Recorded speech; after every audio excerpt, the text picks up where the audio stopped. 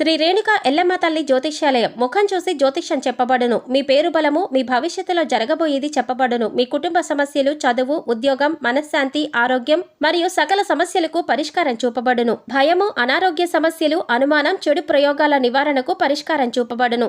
ఎటువంటి వ్యాధులకైనా మూలికా వైద్యం చేయబడును. మంచి హస్తవాసి ఉన్న గురూజీ. ఒకసారి కాల్ చేయండి, మీకే తెలుస్తుంది. స్త్రీ పురుష వశీకరణ 100% guarantee. Guruji Lakshman Raju. Cell number 8639883141. ఓం శ్రీమాత్రే నమః.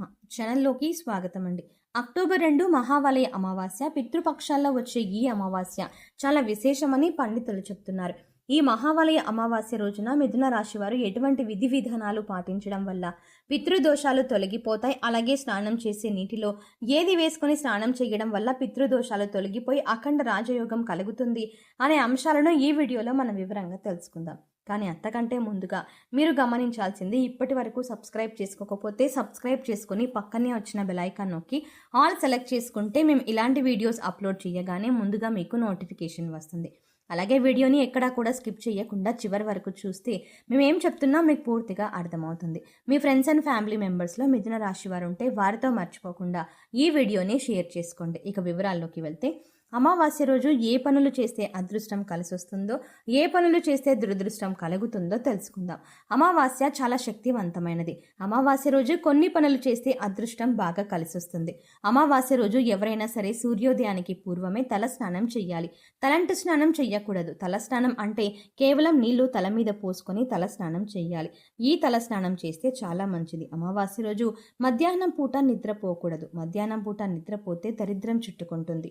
భాద్రపద మాసంలో బహుళ పక్షాన్ని మహాలయ పక్షం అని అంటారు, లేదా పితృపక్షం అని పెద్దల రోజులని కూడా పిలుస్తారు. ఈరోజు ఈరోజు పెద్దల అమావాస్య లేదా మహాలయ అమావాస్య అని అంటారు. ఈ మహావలయ అమావాస్య రోజు పూర్వీకులకు అంటే మరణించిన పెద్దవాళ్లకు కొన్ని విధి విధానాలు పాటించవలసి ఉంటుంది. ఈ విధి విధానాలు పాటించడం వల్ల అనుగ్రహంతో తరతరాలకు అష్టైశ్వర్యాలు కలుగుతాయి. అంతేకాదు, మీ జాతకం ఏమైనా పితృదోషాలు, పితృశాపాలు అన్నీ కూడా తొలగిపోతాయి. మీ ఇంట్లో మరణించిన పెద్దవాళ్ళ ఫోటోలను దక్షిణ వైపు పెట్టాలి. ఈ ఫోటోకి గంధం, కుంకుమ పెట్టి ఫోటో దగ్గర దీపం పెట్టాలి. ఈ ఫోటోలకి పువ్వులు పెట్టి అలంకరించాలి. వారికి ఇష్టమైన పదార్థాలు వండి నైవేద్యం పెట్టాలి. ఇక వీరికి నైవేద్యంగా పెట్టిన ఆ ప్రసాదాన్ని మీరు తినాలి.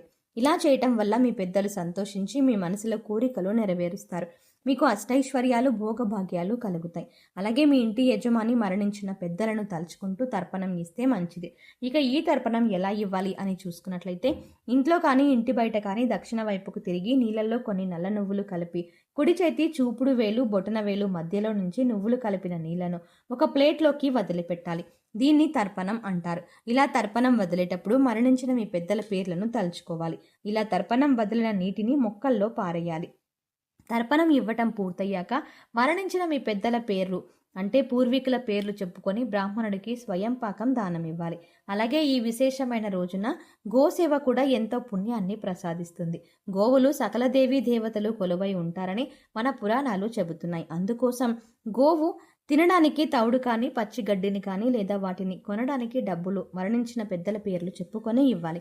ఇక మీకు వీలైతే ఏదైనా దేవాలయంలో అన్నదానం చేసినా కూడా శుభ ఫలితాలు కలుగుతాయి. మీకు వీలైతే నిమ్మకాయ పులిహోరను పంచిపెట్టండి. అలాగే రావి చెట్టు దగ్గర దీపారాధన చేయండి. ఈ దీపారాధన కోసం ముందుగా ఒక మట్టి ప్రమిద తీసుకొని అందులో ఆవ నూనె పోసి 2 ఒత్తులను కలిపి ఒక ఒత్తిగా చెయ్యండి. ఇప్పుడు ఇది ఒక వత్తి అవుతుంది. ఇలా 2 వత్తులు చేసుకోండి, అంటే 12 వత్తులు చేసుకోండి. ఇలా మట్టి ప్రమిదల్లో ఈ 12 వత్తులు పెట్టి ఆవ నూనె పోసి దీపారాధన చెయ్యండి. తర్వాత 12 ప్రదక్షిణలు రావి చెట్టుకు చేయడం వల్ల మరణించిన మీ పెద్దలు సంతోషిస్తారు. ఇక ఈ విశేషమైన రోజున పాటించవలసిన మరొక ముఖ్యమైన పరిహారం చూసుకున్నట్లయితే నవధాన్యాల పరిహారం. ఈ నవధాన్యాల పరిహారం చేయడం వల్ల పితృదోషాలు తొలగిపోయి లక్ష్మీ కటాక్షం కలుగుతుంది. ఇక ఈ నవధాన్యాల పరిహారం ఎలా చేయాలో చూద్దాం. ముందుగా నవధాన్యాలను నానబెట్టి మొలకలు వచ్చిన తర్వాత ఆవుకు తినిపించాలి. అంటే అమావాస్య రోజున నవధాన్యాలను ఎక్కడైనా శుభ్రమైన ప్రదేశంలో చల్లి అవి మొలకలు వచ్చిన తర్వాత ఆవుకి తినిపించాలి. అలాగే మరొక చిన్న పరిహారం చూసుకున్నట్టయితే, ఈ విశేషమైన రోజున బార్లీ గింజలను తీసుకొని వాటిని పాలతో తర్వాత నీళ్లతో కడిగి పారే నీళ్ళల్లో వదిలిపెట్టాలి. వీటిల్లో మీకు వీలైన పరిహారం ఏదో ఒకటి చేసినా సరే. మీకు పెద్దల అనుగ్రహం కలిగి పితృదోషాలన్నీ తొలగిపోయి లక్ష్మీ కటాక్షం కలుగుతుంది. అలాగే ఈ అమావాస్య రోజునే బతుకమ్మ ఉత్సవాలు కూడా మొదలవుతాయి. రకరకాల పుష్పాలు తెచ్చి బతుకమ్మను తయారు చేసి దాని మీద ఒక తమలపాకు ఉంచి పసుపు ముద్దతో గౌరీదేవిని చేసి గౌరీ స్వరూపంగా భావించి అక్షింతలతో పూజ చేసి బతుకమ్మ చుట్టూ ప్రదక్షిణలు చేస్తారు. ఇలా చేయటం వల్ల గౌరీదేవి యొక్క అనుగ్రహం కూడా మీకు మిగులుతుంది. అమావాస్య రోజు ఎడమ కాలికి నల్లదారం కట్టుకుంటే ఎదుటి వాళ్ళ ఏడ్పులేవి మీ మీద పని చెయ్యవు. దిష్టి ఉండదు, నరపీడ ఉండదు, శత్రుబాధలు తొలగిపోతాయి. ఎడమ కాలికి నల్లదారం అమావాస్య రోజు కట్టుకోవాలి. అలా కట్టుకున్నట్లయితే మీకున్నటువంటి దిష్టి దోషం మొత్తం తొలగింపజేసుకోవచ్చు. అలాగే అమావాస్య రోజు రాత్రిపూట భోజనం చెయ్యకూడదు, ఉపవాసం ఉండాలి. కేవలం పళ్ళు పాలు మాత్రమే ఆహారంగా స్వీకరిస్తే చాలా మంచిది. అలాగే అమావాస్య అంటే సూర్యుడికి చాలా ఇష్టమైన రోజు. అందుకే ఎవరైనా సరే అమావాస్య సందర్భంగా సూర్యుడికి ఆర్జం ఇస్తే, అంటే సూర్యుడికి నీటిని సమర్పిస్తే జాతక దోషాలు తొలగిపోతాయి. అంటే రాగి చెంబులో నీళ్లు తీసుకొని ఆ నీళ్ళల్లో ఎర్ర పుష్పం, చిటికెడు కుంకుమ పువ్వు, కొద్దిగా గంధం కలిపి తూర్పు వైపు తిరిగి ఓం సవిత్రే నమః అని 12 సార్లు జపించి సూర్య భగవానుడికి ఆర్జం ఇచ్చినట్లయితే విశేషమైన ఫలితాలు కలుగుతాయి. అమావాస్య సూర్యనారాయణ మూర్తి పుట్టినరోజు కాబట్టి సూర్యుడి అనుగ్రహం వల్ల సకల శుభాలు కలుగుతాయి. అలాగే అమావాస్య రోజున బకెట్ నీటిలో ఏది వేసుకొని స్నానం చేయడం వల్ల మీలో ఉన్న నెగిటివ్ ఎనర్జీ తొలగిపోతుంది. అలాగే ఈ పదార్థాల్లో బకెట్ నీటిని ఎందుకు కలుపుకోవాలి అనే అంశాలను ఇప్పుడు తెలుసుకుందాం. ఇక ఇంతటి విశిష్టమైన మహావలయ అమావాస్య రోజు ఈ రాశివారు ఉదయాన్నే నిద్రలేచి చక్కగా స్నానం చేయండి. అలాగే స్నానం చేసే నీటిలో కొద్దిగా రాళ్ల ఉప్పు, అలాగే కొద్దిగా పసుపు వేసుకొని స్నానం చేయండి. ఈ పదార్థాలు అన్నీ కూడా మీలో పాజిటివ్ ఎనర్జీని పెంచుతాయి, మీ చుట్టూ ఉన్న నెగిటివ్ ఎనర్జీని తీసేస్తాయి. ఈ పదార్థాలను నీళ్ళలో కలిపి స్నానం చేయడం వల్ల పితృదోషాలు, శాపాలు అన్నీ తొలగిపోతాయి. మీరు స్నానం చేసే నీటిలో చిటికెడు పసుపు వేసుకొని స్నానం చేయడం వల్ల స్వచ్ఛత లభిస్తుంది. ఒంట్లో ఉండే నెగిటివ్ ఎనర్జీ అంతా తొలగిపోతుంది. ఇక రెండో పదార్థం మనం నీళ్ళలో కలిపింది రాళ్ల ఉప్పు. రాళ్ల ఉప్పు అంటే లక్ష్మీదేవికి ఎంతో ఇష్టం.